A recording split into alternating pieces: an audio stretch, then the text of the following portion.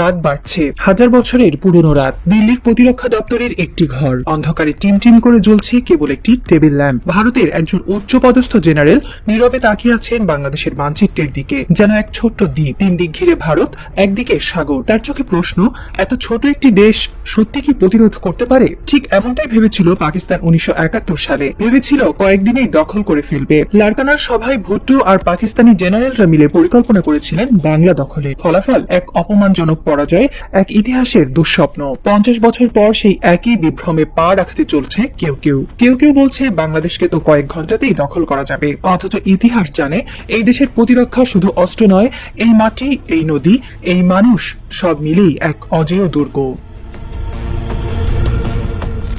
1971 সালের এপ্রিলে ইন্দিরা গান্ধী যখন তার সেনাপ্রধান শ্যাম মানেকশকে পূর্ব পাকিস্তানে অভিযান চালানোর নির্দেশ দেন, মানেকশ সোজাসুজি বলেন, বর্ষাকালে ওখানে যাওয়া মানে সেনাবাহিনীর আত্মহত্যা। ভারতীয় অবসরপ্রাপ্ত মেজর জেনারেল ডি.কে. পালিত তার বই লাইটনিং কনসেপ্টে বাংলাদেশকে আখ্যা দিয়েছেন ডিফেন্ডার্স প্যারাডাইস নামে। তার ভাষায় বাংলাদেশের প্রতিটি গ্রাম শহর, প্রতিটি নিচু জমি, খাল বিল, হাওর বাওর এক একটি প্রতিরোধের দুর্গ। বাংলাদেশের মানচিত্রে রয়েছে 405টি নদী, 3টি নদী দিয়ে ঘেরা রাজধানী ঢাকা, পূর্বে টারশিয়ারি যুগের গিরিপথ ও ঘন জঙ্গল, যা স্যাটেলাইট নজরদারিরও বাইরে। এসব ভৌগোলিক বাধা শুধু ভারত নয়, বিশ্বের যে কোনো সেনাবাহিনীর জন্যই দুঃস্বপ্ন। বাংলাদেশের পূর্বাঞ্চলের গহীন বনাঞ্চল, পার্বত্য এলাকা এবং লুকানো জলাভূমি এক জমদূতের মতো গেরিলা যুদ্ধের ক্ষেত্র তৈরি করে রাখে। ড্রোন প্রযুক্তি কিংবা এয়ার স্ট্রাইক দিয়েও এই এলাকা পুরোপুরি দমন করা প্রায় অসম্ভব। প্রতিটি বাঁকে, প্রতিটি ঢালে লুকিয়ে থাকতে পারে এক একটি প্রতিরোধ ইউনিট। ইতিহাস বলে বাংলা কখনোই সহজে শাসন করা যায়নি। মুঘলদের শতবারের চেষ্টা ব্যর্থ হয়েছে, সুলতানরাও পুরো বাংলাকে নিয়ন্ত্রণে আনতে পারেননি, ব্রিটিশরাও টিকতে পারেনি। ইতিহাসবিদ জিয়াউদ্দিন বাররানি বাংলাকে বলেছিলেন বুলগাকপুর, অর্থাৎ যুদ্ধে সবসময় বুলগেরিয়ার মতো কঠিন। ইবনে বতুতা বলেছিলেন প্রাকৃতিক দুর্ভেদ্যতার জন্য এই অঞ্চল এক সমৃদ্ধ জাহান্নাম। এই অঞ্চলে শুধু ভূপ্রকৃতি নয়, মানুষও প্রকৃতিরই অংশ হয়ে প্রতিরোধ গড়ে তোলে। পানির উপর ভেসে থাকা গ্রাম, চরাঞ্চলের চলমান জনপদ কিংবা টং ঘরের গেরিলা কেন্দ্র, সবই একটি অচেনা ফ্রন্ট লাইন। এমনকি প্রাচীন গ্রিক সেনাপতি আলেকজান্ডারও এই অঞ্চলের দিকে না এগিয়ে ফিরে যান পশ্চিমে, কারণ এই ভূখণ্ড শুধুই যুদ্ধ নয়, এখানে প্রতিরোধ হয়ে ওঠে অস্তিত্বের প্রশ্ন। ভারতের হাতে রয়েছে 37টি পদাতিক ডিভিশন। এর মধ্যে 6টি রাজধানীর নিরাপত্তায়, 6টি পাকিস্তান সীমান্তে, 9টি চীন সীমান্তে ব্যস্ত। বাংলাদেশের বিরুদ্ধে ব্যবহার করা যাবে সর্বোচ্চ 16টি ডিভিশন। অন্যদিকে বাংলাদেশ সেনা, বিজিবি মিলিয়ে প্রায় 16টি পদাতিক ডিভিশন প্রস্তুত আছে। আনসার বাহিনীর 61 লাখ সদস্য, শক্তিশালী পুলিশ ও আধুনিক সরঞ্জামে সজ্জিত আধা সামরিক বাহিনী। এছাড়া সাম্প্রতিককালে আধুনিক অস্ত্র সংগ্রহ এবং যৌথ প্রশিক্ষণের মাধ্যমে বাংলাদেশ সেনাবাহিনী তাদের প্রতিরক্ষা সক্ষমতা বহুগুণে বৃদ্ধি করেছে। আধুনিক সমরবিদরা বলেন, একটি দেশ দখল করতে গেলে সেই দেশের সেনার 3 গুণ সৈন্য দরকার। বাংলাদেশের 16টি ডিভিশনের বিপরীতে ভারতের দরকার 48টি ডিভিশন, যা বাস্তবে নেই। ভারতের সমরদর্শীরা এখন প্রশ্ন করছেন, সামরিকভাবে যে লড়াই জেতা সম্ভব নয়, সেই লড়াইয়ে কৌশলগত ও কূটনৈতিকভাবে হেরে যাওয়ার আশঙ্কা কতটা ভয়াবহ হতে পারে। ভারত যদি বাংলাদেশে সামরিক আগ্রাসন চালায়, তখন শুধু একটি ফ্রন্টে যুদ্ধ হবে না।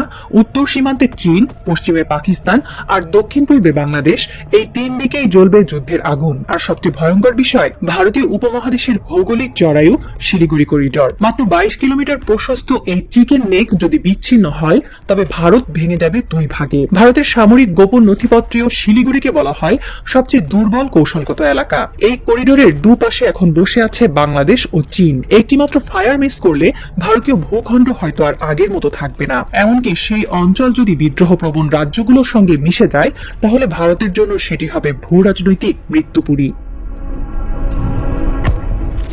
ভারতের প্রধান রপ্তানির বাজার মধ্যপ্রাচ্য, আর সেখানকার মুসলিম বিশ্ব, তুরস্ক, ইরান, এমনকি সৌদি আরবও বাংলাদেশে আগ্রাসনের বিরুদ্ধে সোচ্চার হবে বলেই অনুমান করছে বিশ্লেষকরা। বাংলাদেশের উপর হামলা হলে শুধু সামরিক নয়, কূটনৈতিক ও অর্থনৈতিকভাবেও ভারত চাপে পড়বে। চীন ও পাকিস্তান বাংলাদেশের ঘনিষ্ঠ সহযোগী। ভারত যদি অগ্রসর হয়, তাদেরও বসে থাকার সুযোগ থাকবে না। কাশ্মীর থেকে গালওয়ান, লাদাখ থেকে পাঞ্জাব, সব জোনে শুরু হবে পাল্টা প্রতিক্রিয়া। ভারতের অর্থনীতি এই মুহূর্তে যুদ্ধের ধাক্কা সইতে পারবে না। বিশ্লেষকরা বলছেন, বাংলাদেশে আগ্রাসন মানে ভারতের $1 ট্রিলিয়ন অর্থনৈতিক স্বপ্ন ছিন্ন ভিন্ন হয়ে যাওয়া। অনেকে মনে করেন ভারত ইউক্রেন মডেলে বাংলাদেশের উপর হামলা চালাতে পারে, কিন্তু সত্যি বলতে ইউক্রেন যুদ্ধেও রাশিয়ার অবস্থা ভয়াবহ। এক ফ্রন্টে যুদ্ধ করে রাশিয়া হারিয়েছে 3 থেকে 7 লাখ সেনা। রাশিয়া ছিল সুপার পাওয়ার, তাদের আর্থিক, সামরিক ও কূটনৈতিক অবস্থা ভারতের তুলনায় অনেক বেশি সংগঠিত। তবু তারা একক ফ্রন্টে টিকে থাকতে হিমশিম খাচ্ছে। আর ভারতকে যুদ্ধ করতে হবে 3 ফ্রন্টে, এবং এই যুদ্ধে একক ক্ষমতায় লড়তে হবে বিনা মিত্রতায়। সেই চাপ ভারত সইতে পারবে কি? এই যুদ্ধ শুধু ভূখণ্ড দখলের নয়, এই যুদ্ধ হবে ইতিহাসের পুনর্লিখনের, যেমনটি ঘটেছিল 1971-এ, যখন ছোট্ট এই ভূখণ্ড বিশাল এক সামরিক শক্তিতে পরিণত হয়েছিল। দক্ষিণ এশিয়ার রাজনৈতিক বাস্তবতা আর কৌশলগত ভারসাম্যের কেন্দ্রবিন্দু হয়ে উঠেছে বাংলাদেশ। তাই আজকের যে কোনো আগ্রাসনের জবাবে আসবে শুধু প্রতিরোধ নয়, ইতিহাস রচনার প্রত্যাঘাত। ঢাকার কোথাও গভীর রাতে একটি গোপন ঘরে আলো জ্বলে উঠেছে। 4 জন ব্যক্তি নিঃশব্দে চা চুমুক দিচ্ছেন। দেয়ালে ঝোলানো মানচিত্রে 3টি দাগ কাটা শিলিগুড়ি, মণিপুর, ঢাকা। একজনের হাতে ধরা একটি লাল ফাইল, তাতে লেখা eastern emergency operation theatre phase 1। তারা কথা বলছেন ফিসফিস করে, যেন শব্দেও লুকিয়ে আছে রাষ্ট্রীয় গোপনতা। শুধু প্রতিরোধ নয়, এবার সময় এসেছে আঘাতের প্রস্তুতির, বললেন একজন, যার কণ্ঠে ছিল সামরিক নেতৃত্বের দৃঢ়তা। আরেকজন বললেন, চিকেন নেক ভেঙে দিলে ভারত আর ভারতের মতো থাকবে না। শিলিগুড়ি করিডোর একবার বিচ্ছিন্ন হলে নর্থ ইস্ট ইন্ডিয়া একটানা 7 দিনও টিকবে না। চতুর্থ জন বললেন, কূটনীতিতে আমরা একা নই, চীন নিশ্চুপ, তুরস্ক অপেক্ষায়, পাকিস্তান তো শুধু সংকেতের অপেক্ষায় আছে, আর মধ্যপ্রাচ্য। তিনি চায়ের কাপ নামিয়ে রেখে বললেন, তারা অর্থনীতি দিয়ে উত্তর দেবে। দেয়ালের মানচিত্রে এক এক করে পিন ঢোকানো হলো। সিলেট, কক্সবাজার, তেতুলিয়া, গ্যাংটক, বুমলা, লাদাখ। এই মানচিত্র এখন আর কাগজে আঁকা ছবি নয়, এক একটা জায়গা হয়ে উঠেছে এক একটি স্পার্ক পয়েন্ট। একজন কাঁপা কণ্ঠে বললেন, এবারের যুদ্ধ শুধু আগ্রাসন ঠেকানোর না, এটা হবে মানচিত্রের রাজনীতি বদলের যুদ্ধ। বাকিরা মাথা নাড়লেন। দূরে বাজ পড়ল, একটি যুদ্ধ কি শুরু হতে চলেছে? না, এখনই নয়, কিন্তু সবাই জানে যদি শুরু হয়, বাংলাদেশের সেই আগুন আর থামানো যাবে না। টুকরো টুকরো হয়ে যাবে শত্রুর ভূখণ্ড।